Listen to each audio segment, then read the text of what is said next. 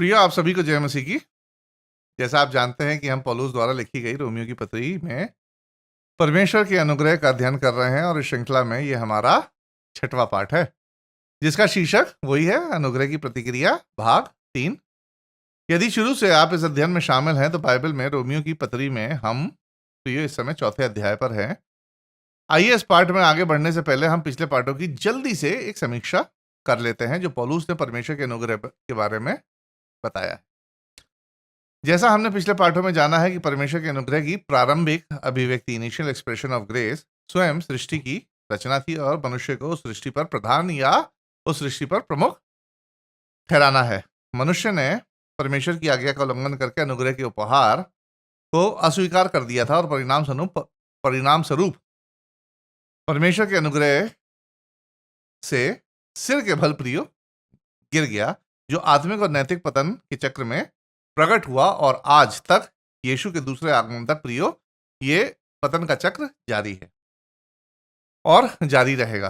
पौलुस ने रोमियो की पत्री में समझाया है कि परमेश्वर ने मनुष्य द्वारा अनुग्रह की इस अस्वीकृति का जवाब अनुग्रह के दूसरे प्रस्ताव के साथ दिया है, जिसे पौलुस ने रोमियो की पत्री के 3 अध्याय की 21वीं आयत के 6वें अध्याय की 23वीं आयत में प्रियो दर्ज किया है।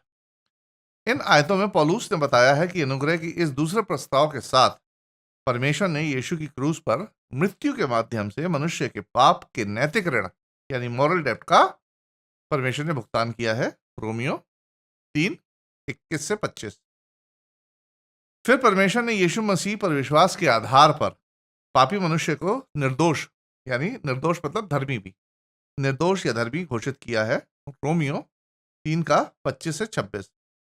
फिर परमेश्वर घोषणा करता है कि एक व्यक्ति का उद्धार किस पर आधारित है? विश्वास की प्रणाली पर आधारित है। विश्वास पर आधारित प्रणाली के माध्यम से प्रियो प्राप्त होता है, ना कि किसी अन्य मानक के अनुपालन, not by compliance by any of the standard से प्राप्त होता है। रोमियो 3:21 से 26। एक बार जब पौलुस ये बता देता है कि परमेश्वर मनुष्य को कैसे और क्यों बचाता है, तो पौलुस कुछ संभावित प्रश्नों के उत्तर देता है जो उसे लगता था कि शिक्षा के परिणाम स्वरूप पूछे जा सकते हैं, जैसे कि व्यवस्था के बारे में क्या है। यदि हम यानी मनुष्य जाति विश्वास के आधार पर बचाए जाते हैं, ना कि व्यवस्था के पालन के आधार पर, तो व्यवस्था के बारे में एक्चुअली है तो है क्या?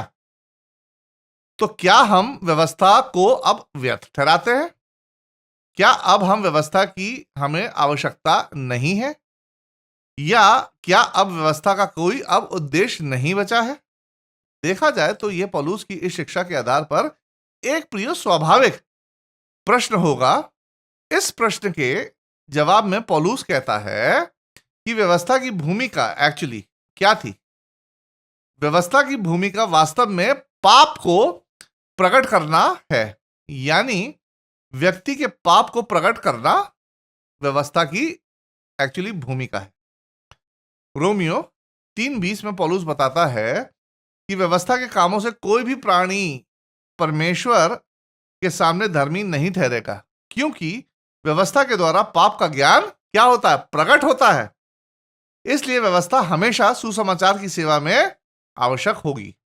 देखा जाए तो सुसमाचार व्यवस्था को प्रियो हटाता नहीं है, मतलब गॉस्पेल जो है लॉ को हटाती नहीं है, व्यवस्था को हटाती नहीं है, बल्कि व्यवस्था के उचित उद्देश्य और वैधता को प्रकट करती है। और व्यवस्था का उचित उद्देश्य क्या है? पाप को प्रकट करना। दूसरे शब्दों में कहें तो व्यवस्था को सुसमाचार स्थिर करता है एक्चुअली। सिंपल उदाहरण से बताता हूं प्रियो, किस आदमी को उद्धार चाहिए? जो पापी व्यक्ति है उसे उद्धार चाहिए। और पापी व्यक्ति जो है वो कैसे जानता है कि वो पापी है? व्यवस्था उसे बताती है, व्यवस्था प्रकट करती है कि वो पापी है। तभी मनुष्य जान पाता है कि वो पापी है, तब उसे उद्धार की आवश्यकता महसूस होती है, और उद्धार की आवश्यकता के लिए उसे सुसमाचार सुनने की आवश्यकता होती है। इसलिए सुसमाचार व्यवस्था को उचित ठहराता है। हम 3 अध्याय की 31वीं आयत को पढ़ेंगे। तो क्या हम व्यवस्था को विश्वास के द्वारा व्यर्थ ठहराते हैं? कदापि नहीं, वरन व्यवस्था को स्थिर करते हैं। जब पौलुस कहता है कि व्यवस्था को स्थिर किया है, तो वह यह कहना चाह रहा है कि हमने परमेश्वर की उद्धार की प्रणाली के भीतर व्यवस्था के उचित उद्देश्यों को प्रियो यहां स्थापित किया है, मनुष्य के पापों को प्रकट किया है, जो मैंने अभी आपको बताया।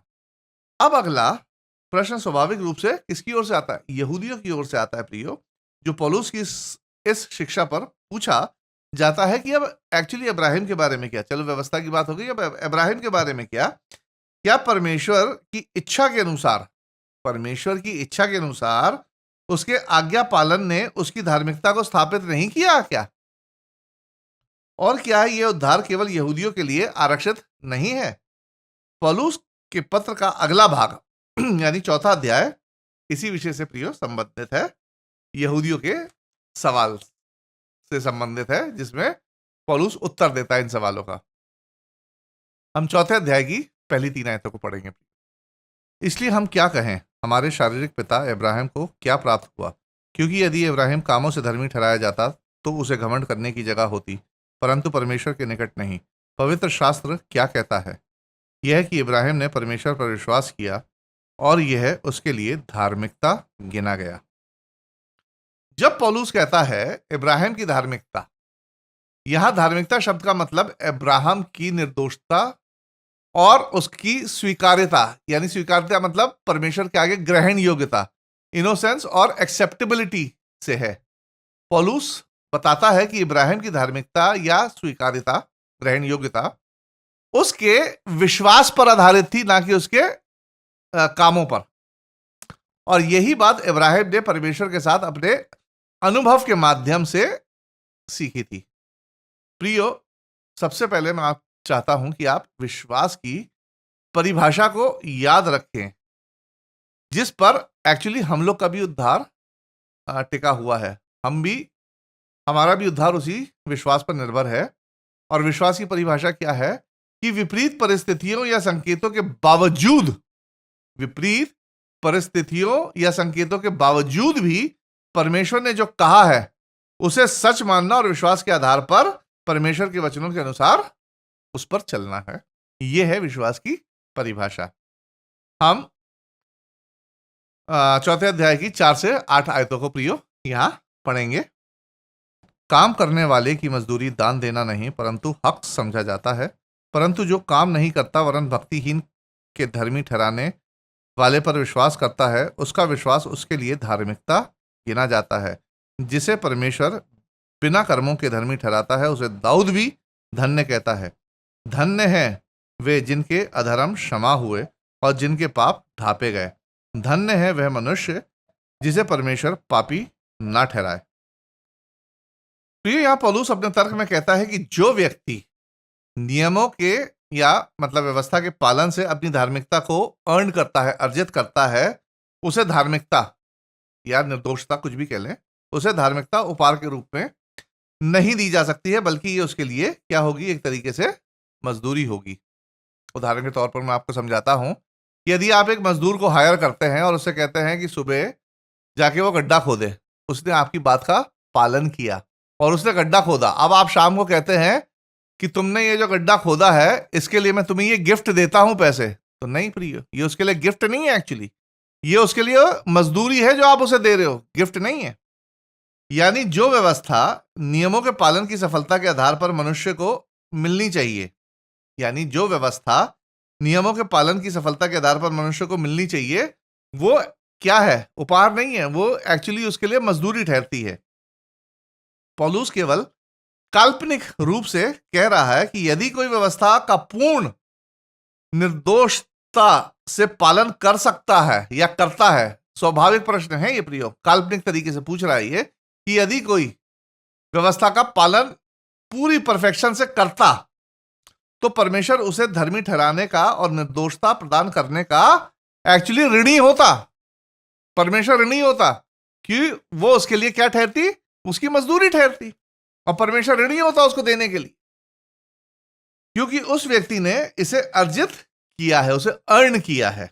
यहां पौलुस ये नहीं कह रहा है कि ऐसा करना संभव है, बल्कि यह कह रहा है कि यदि ऐसा करना संभव होता तो परमेश्वर उस व्यक्ति को धर्मी और निर्दोष ठहराता जो उचित होता, मतलब उसको एक तरीके से वो वेतन उसके लिए घोषित होता।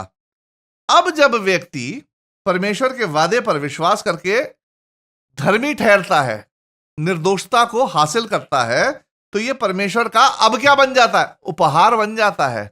विश्वास के माध्यम से उसने वो धर्मी ठहरा है, तो यह क्या बन जाता? परमेश्वर का उपहार बन जाता है, क्योंकि उसने अर्जित नहीं किया है, विश्वास के की प्रणाली से उसे हासिल किया है। तो यह परमेश्वर का एक उपहार है, ना कि कोई वेतन या मजदूरी, बल्कि विश्वास करने के कारण दिया गया यह परमेश्वर का उपहार ठहरता है। प्रियो, आप मेरे कॉन्सेप्ट को समझ पा रहे हैं? प्रियो, आगे पौलुस अपनी बात को स्पष्ट करने के लिए यहूदी इतिहास के एक परिचित चित्र का उल्लेख करता है और वो परिचित चित्र है दाऊद। पौलुस दाऊद का उदाहरण देता है क्योंकि दाऊद एक आभारी व्यक्ति के रूप में उन शब्दों को दोहराता है जिसे विश्वास के कारण क्षमा किया गया था। और यह मामला कौन सा था प्रियो? बेतशबा के मामले में दाऊद ने सबसे पहले दूसरे की स्त्री के साथ व्यभिचार किया, फिर उसके पति की पूर्व नियोजित हत्या की साजिश की और इन घृणित कार्यों के बारे में राष्ट्र से झूठ बोला। इन अपराधों के लिए व्यवस्था के अनुसार दाऊद को राजा के पद से हटा देना चाहिए था, यहां तक कि उसे मार डाला जाना चाहिए था। जब दाऊद ने अपने पापों को स्वीकार किया और पश्चाताप में परमेश्वर से क्षमा मांगी, तो परमेश्वर ने नतान नबी को भेजकर उससे कहलवाया कि तेरे पाप क्षमा किए गए हैं। और दाऊद ने उस पर यानी नतान नबी पर विश्वास किया और फिर से परमेश्वर के सामने धर्मी बनकर अपना जीवन जीना जारी रखा। यदि आप इस कहानी के बारे में और जानने को इच्छुक हैं तो दूसरा सैमुएल उसके 11वें और 12वें अध्याय को आप पढ़ सकते हैं। प्रियो, आइए हम 9वीं आयत को भी पढ़ लेते हैं। तो यह धन्य वचन क्या खतने वालों ही के लिए है या खतना रहित के लिए भी? हम यह कहते हैं इब्राहिम के लिए उसका विश्वास धार्मिकता गिना गया। यहां पौलुस इस प्रश्न पर विचार करता है कि यह आशीष किसके लिए थी? एक्चुअली केवल इब्राहिम और उसके वंशजों के लिए, मतलब यहूदियों के लिए थी, या सभी मनुष्यों के लिए थी? क्या इस आशीष के लिए सभी मनुष्य ठहराए गए हैं या केवल यहूदी ठहराए गए? मतलब विश्वास के उद्धार की प्रणाली के लिए केवल यहूदी ठहराए गए हैं या सभी मनुष्य ठहराए गए हैं, अन्य जाति भी ठहराए गए हैं? यहां यह प्रश्न है। यहूदी ने अपने शास्त्रों में पढ़ा और सोचा था कि यह केवल इब्राहिम के वंशजों के लिए था, मतलब यहूदियों के लिए था। दूसरे शब्दों में कहें तो यदि एक यहूदी को यह विचार समझ में आ गया होगा कि व्यवस्था के पालन से नहीं परंतु विश्वास की प्रणाली से मैं धर्मी ठहरता हूं, मान लीजिए ये कि यहूदी को समझ में आ गया होगा, तो यह बहुत अच्छी बात है। और यह भी अच्छी बात है कि यह विधि या पद्धति केवल यहूदियों के लिए है, तो वो समझ रहा होगा ये केवल पद्धति यहूदियों के लिए है, सभी के लिए नहीं है। तो पौलुस इस सवाल के जवाब में कहता है, इस सवाल के जवाब में आइए हम पढ़ लेते हैं 10वीं आयत। तो वह कैसे गिना गया? खतने की दशा में या बिना खतने की दशा में? खतने की दशा में नहीं परंतु बिना खतने की दशा में। इस प्रश्न का उत्तर भी इब्राहिम से ही मिलता है प्रियो, कि इब्राहिम का खतना एक्चुअली कब हुआ था। पौलुस एक अलंकारिक प्रश्न पूछता है खतना के बारे में, जो सभी यहूदियों को एक साथ बांधता है। एक्चुअली खतना ही वो चिन्ह था जो वो परमेश्वर के चुने हुए कहलाते हैं, जिस सारे यहूदियों को बांधता है। तो इसके विषय में पौलुस एक प्रश्न पूछता है कि इब्राहिम का खतना बाद में हुआ, पहले परमेश्वर ने इब्राहिम को उसके विश्वास के कारण धर्मी घोषित किया था। ये सब आप जानते हैं, जब इब्राहिम के बारे में जो जिसने पढ़ा है कि इब्राहिम का खतना बाद में हुआ था, पहले वो धर्मी घोषित किया गया था। सरल शब्दों में कहें तो परमेश्वर ने पहले इब्राहिम को उसे विश्वास के कारण धर्मी ठहराया और बाद में इब्राहिम का खतना किया गया। इस लिहाज से यह निष्कर्ष निकलता है कि विश्वास के द्वारा धार्मिकता, मतलब विश्वास के द्वारा धार्मिकता मूल रूप से किस व्यक्ति को मिली थी? इब्राहिमी के रूप में बोल रहा हूं कि इब्राहिम के किस चरित्र को मिली थी? जब वो अन्य जाति था, गैर यहूदी था। तो जब इब्राहिम अन्य जाति के रूप में था तब उसको यह आशीष प्राप्त हुई थी। उस समय यहूदी जैसी कोई चीज नहीं थी। यहूदी राष्ट्र इब्राहिम के वंशजों से बना था, ना कि इब्राहिम से। इब्राहिम के समय यहूदी जैसी कोई चीज अस्तित्व में थी ही नहीं।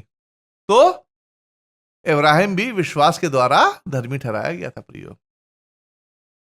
11वें और 12वें पद में पौलुस 10वें पद के लिए कुछ कारण बताता है। आइए हम 11वीं आयत को प्रियो पढ़ लेते हैं। उसने खतने का चिन्ह पाया कि उस विश्वास की धार्मिकता पर छाप हो जाए जो उसे बिना खतने की दशा में रखा था, जिससे वह उन सब का पिता ठहरे जो बिना खतने की दशा में विश्वास करते हैं, ताकि वे भी धर्मी ठहरे। यहां पौलुस बताता है कि इब्राहिम को बिना खतने की अवस्था में विश्वास के द्वारा धर्मी घोषित किया गया था, ताकि उसके बाद सभी अन्य जाति भी उसे बिना खतने के रूप में पहचान सके और इब्राहिम के समान विश्वास के साथ प्रतिक्रिया कर सके, ताकि वे यानी अन्य जाति लोग भी धर्मी बन सके। मतलब अन्य जाति इब्राहिम का एक तरीके से वो अनुसरण कर सके कि इब्राहिम जो था अन्य जाति के रूप में धर्मी ठहराया गया था, तो इससे अन्य जातियों के लिए मोटिवेशन का कारण ठहरता है। इब्राहिम उन लोगों के लिए एक प्रतीक और आदर्श बन जाता है जो बिना खतने के विश्वास की प्रणाली के माध्यम से धर्मी बनाए जाते हैं और बनाए गए हैं, यानी अन्य जाति लोग। देखा जाए तो अन्य जाति इब्राहिम के आत्मिक वंशज है। इस लिहाज से क्या होता है, तो अन्य जाति इब्राहिम के आत्मिक वंशज बन जाते हैं, क्योंकि वे इब्राहिम की तरह ही विश्वास के द्वारा धर्मी बने हैं प्रियो। अब जो खतना करवा चुके हैं, यानी अब मैं यहूदियों की बात कर रहा हूं, जो खतना करवा चुके हैं, उनके लिए इब्राहिम एक विश्वास का उदाहरण प्रस्तुत करता है। यहां विश्वास का उदाहरण प्रस्तुत कर रहा है यहूदियों के लिए, ताकि उसके जो वंशज हैं यहूदी लोग उसके विश्वास का अनुसरण कर सके और इस प्रकार वे इब्राहिम के सच्चे वंशज माने जा सकें।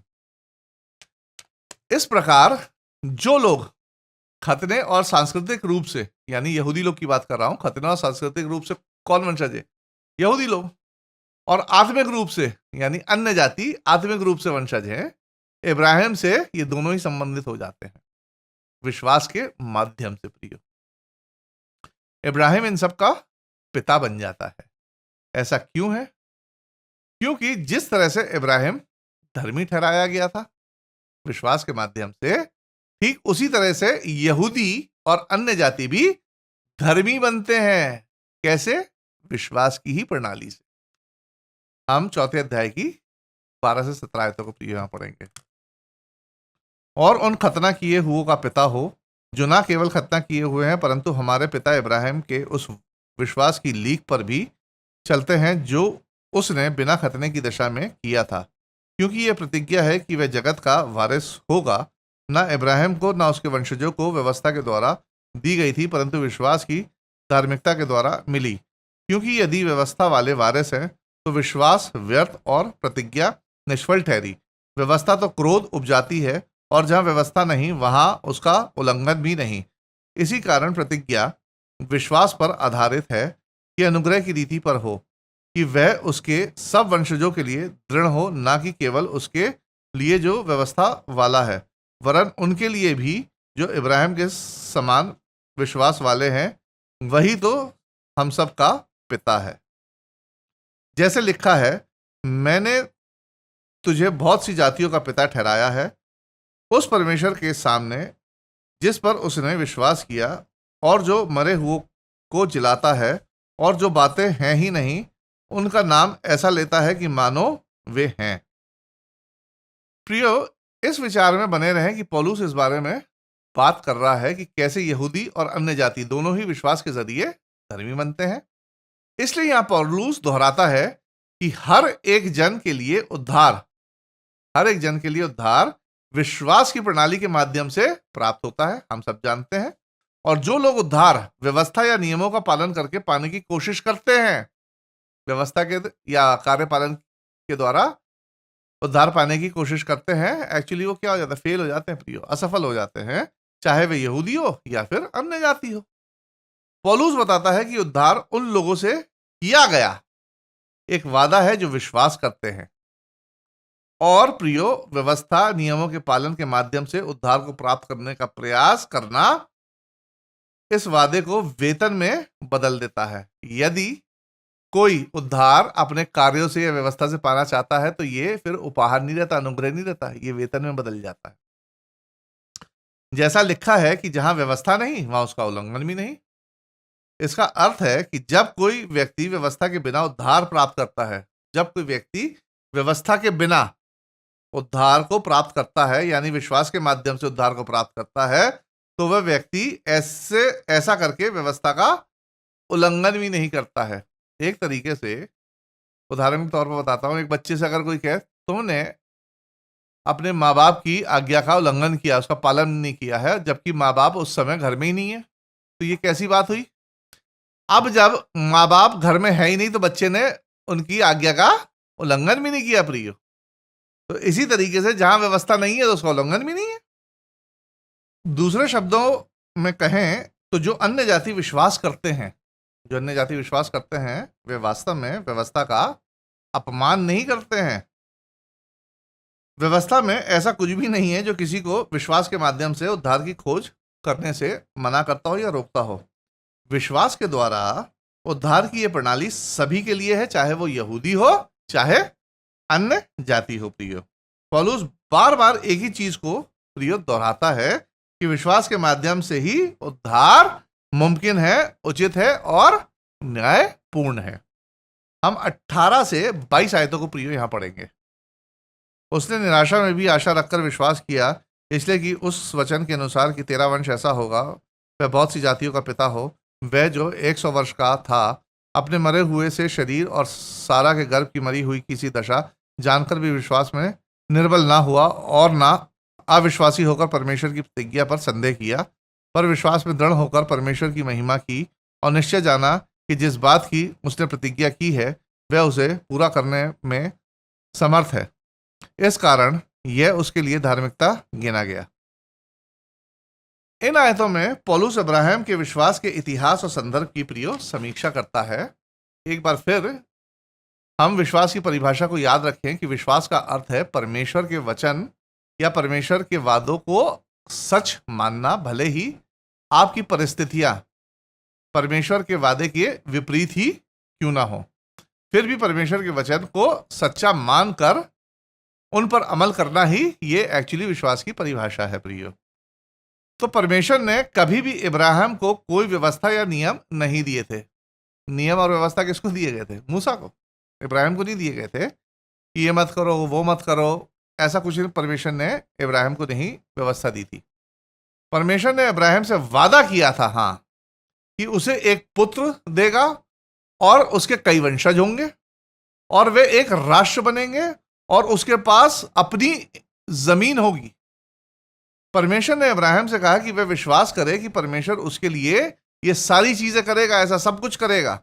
अब आगे पौलुस बताता है प्रियो कि इब्राहिम ने विश्वास किया कि परमेश्वर का वादा उसके लिए पूरा होगा, जबकि इब्राहिम की जो परिस्थितियां थी परमेश्वर के वादे के बिल्कुल विपरीत थी। जैसे उदाहरण के तौर पर मैं आपको बताता हूं, इब्राहिम एक विदेशी भूमि पर खाना बदोशी की जिंदगी जी रहा था। अब एक खाना बदोशी की विदेशी जमीन पर कोई जिंदगी जी रहा है तो वो कैसे सोच सकता है कि उसके पास अपनी जमीन होगी? कभी नहीं सोच सकता। ये विपरीत परिस्थिति है। फिर उसके पास कोई संपत्ति नहीं थी। फिर इब्राहिम और उसकी पत्नी बिना किसी स्वाभाविक पुत्र के बहुत बूढ़े हो गए थे और बच्चे पैदा करने की उम्र से कहीं आगे निकल गए थे। वो बायोलॉजिकल फिट नहीं थे एक पुत्र को जन्म देने के लिए, बिल्कुल भी नहीं। इन सब विपरीत परिस्थितियों के बावजूद भी देखिए इब्राहिम ने विश्वास किया कि परमेश्वर उसके जीवन में अपने वादे को जरूर पूरा करेगा। इसलिए परमेश्वर ने उसे निर्दोष, धर्मी और घोषित किया। आज मेरे और आपके आगे ऐसी विपरीत परिस्थितियां हो ना तो हम तो कह देंगे हमारे लिए मुमकिन ही नहीं है। विश्वास तो ठीक है, मतलब हम लोग तो वाली क्या क्या सोचने लगे, लेकिन इब्राहिम ने इन सारी चीजों पर विश्वास किया अपनी असफलताओं के बावजूद भी। इसीलिए प्रियो विश्वास इब्राहिम जो है विश्वास का पिता कहलाता है। गलातियों 3:7 और रोमियो 4:16। अब हम चौथे अध्याय की 23 से 25 आयतों को पढ़ेंगे। और ये वचन विश्वास उसके लिए धार्मिकता गिना गया, न केवल उसी के लिए लिखा गया वरन हमारे लिए भी, जिनके लिए विश्वास धार्मिकता गिना जाएगा, अर्थात हमारे लिए जो उस पर विश्वास करते हैं, जिसने हमारे प्रभु यीशु को मरे हुओं में से जिलाया, वह हमारे अपराधों के लिए पकड़वाया गया और हमारे धर्मी ठहरने के लिए जिलाया भी गया। इन आयतों में पौलुस अपने इस मामले को इब्राहिम के अतीत से हटाकर अब वर्तमान काल में ले आता है। प्रियो, इब्राहिम विश्वास का आदर्श है। उस विश्वास का जो परमेश्वर और उसके वादों पर विश्वास करता है, वो एक आदर्श है, आइडियल है। इस मामले में कौन? इब्राहिम। साथ ही उन वादों से मिलने वाले प्रतिफल पर भी इब्राहिम ने किया था। अब वर्तमान में पौलुस कहता है कि हमें आज जो विश्वास करना है, हम लोगों को जो आज विश्वास करना है, उसका सार इब्राहिम से अलग है। यानी इब्राहिम को जिन चीजों पर विश्वास करना था वो अलग चीजें थी, और आज हमें जिन चीजों पर विश्वास करना है वो चीजें अलग हैं। परमेश्वर ने हमसे पुत्र, भूमि या वंशज के बारे में कोई प्रतिज्ञा नहीं की है। यह प्रतिज्ञा इब्राहिम से की थी, हम लोग से नहीं की है। परंतु परमेश्वर ने हमसे किस चीज की प्रतिज्ञा की है? इसके उपरांत परमेश्वर के वादे हमारे लिए क्षमा के हैं, मृतकों में से पुनरुत्थान के हैं, मृतकों में से जी उठने के हैं और अनंत जीवन के लिए हैं।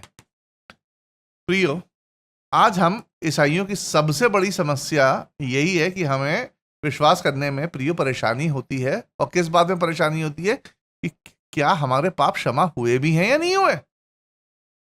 प्रियो, हमारे पापों में से एक पाप जिससे हम सबसे ज्यादा पीड़ित रहते हैं वो है क्षमा ना करना, दूसरों को क्षमा ना करना। हम अपने मनों में दूसरे के प्रति द्वेष रखते हैं। हमें दूसरों को माफ करने में प्रियो बहुत कठिनाई होती है। हम आलोचनात्मक हो जाते हैं। देखा जाए तो यह एक पापी मानवीय स्वभाव है।